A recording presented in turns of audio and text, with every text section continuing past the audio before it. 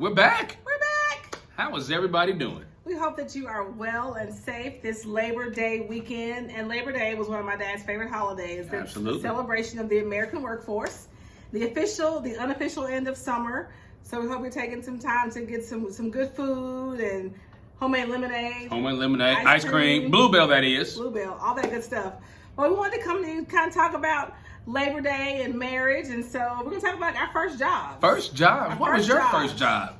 So what was your first job? Working for my favorite team, your Dallas Mavericks. Yes, I got a chance to be a bench boy. Back in the day, wasn't a ball kid, was a bench boy. Working into the locker rooms, working with a lot of great basketball athletes in there, giving towels, handing out water. And somebody says, you got paid for that? Yes, I did. Got paid to do what I love, being in on the court with some of the best talent the NBA has seen back in the early 90s. So my first job was at the Oak Cliff Tribune. Oh, wow. It was a community newspaper here in Dallas. And my mom knew the publisher. They knew I was interested in journalism. And so I got to work there. It was like, 10 hours a week. I was in high school, kind of helped them put some classified ads, back when people advertised in the newspaper. But it was a great experience. So I think that's interesting that my first job was in writing and journalism, and yours was in sports. In sports. And that's kind of sort of what we do now. We've had other jobs in between. Yeah. But my current jobs involve some writing. Yeah. And yours is in athletics. It's in athletics. That's weird. That's weird. So or maybe it was just a precursor. It was meant to be. I had some other jobs that weren't. I guess they weren't. I don't know. Maybe they were all kinds of journalism. But yeah. So growing up, like my dream job, I wanted to be a reporter. I wanted to be a reporter, like for the New York Times. Oh, really? New York Times? Well, I mean, it's a paper that everybody knows, right? No matter where you live, you've heard. What about the Dallas Times Herald? Dallas Times Herald classified 748 1414. I wanted to work for the Herald, but yeah, no, that was kind of my dream job. So what was your dream job when you were a kid? When I was a dream job as a kid, for whatever reason, I wanted to be a doctor. I did. I wanted to have a white coat on, help people, make tons of money. That was what I wanted to do. Yeah. I mean, so sometimes what you think you want to be as a child, you don't always end up being as an adult. Not at all. But we do have jobs. We both work outside the home. Absolutely. So let's talk about work-life balance in a marriage. How do you do something that you love, that we enjoy? We both love our jobs. Absolutely. Our bosses are watching. We love our jobs. We love our jobs. Go IO Texas. We love our jobs.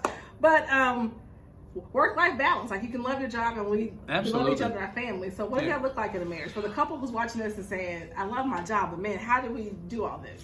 For me, it's starting early, being committed to what you do on the clock, and then when you get home, you kind of got to unplug. We work hard, we do the things we have to do from that work life, and then the moment you step in the door, obviously pre-pandemic and even now, coming through the pandemic, you got to know when to unplug and really give all that time back to your family. Yeah, I have a pretty demanding job, and it doesn't always stop, right? It doesn't stop, so I have to be available sometimes after hours, well, a lot of times after those 8 to 5 hours. But I think that's the key too, is being present, when you can. So it's not uncommon for either one of us to have to take a phone call in the middle of dinner, maybe, or watching a football game, or doing something that the family had planned, even when we're out of town. Right. But I think it's important for the boys and for each of us to know that, okay, I'm taking this call, but I'm going to come back to where we were. Right. We haven't always done that so well. Not at all. Sometimes we could let taking a phone call lead you into getting on social media, being with you guys, scrolling, So I think it's a matter of being present. Yeah. It's always about being present. You want to be able to do your job successfully. You want to be available as much as you can, but you still want to be present. And the most important thing that your family has to know is what your responsibility is on your job. It's very important. Shay has an after-hours job a lot of times because she's constantly busy, rightfully so, because that's what she does. And it's good for us to be successful knowing that we can communicate. I think so. And when your children know, like maybe if you have small children or children of a certain age, if you work outside the home, tell your kids what you do. So even though they're disappointed sometimes when the phone rings, or I may have to cut an evening short, I think they understand. So it goes back to communication. Communication is important between the spouse. It's also important with your family. If your children know and your family and your friends know, communicate what you do, particularly when you love your job. Did we say we love our jobs? We love our jobs. We love our jobs. But I think it's important. So the work-life balance really comes with knowing when to put the phone down, knowing what call you don't have to answer. Not saying don't answer your boss's call. Hear me, it's not what I'm saying. But sometimes there are things when you get in that work mode, you can just keep working and keep working and keep working, and you'll never stop. There's always work to do. So know which calls you don't have to take. Know which emails you can answer tomorrow. Know what projects have to absolutely be done tonight. So know we can't have family time watching TV, and which projects can wait until I have more time tomorrow. So I think it's just important to make sure your family understands.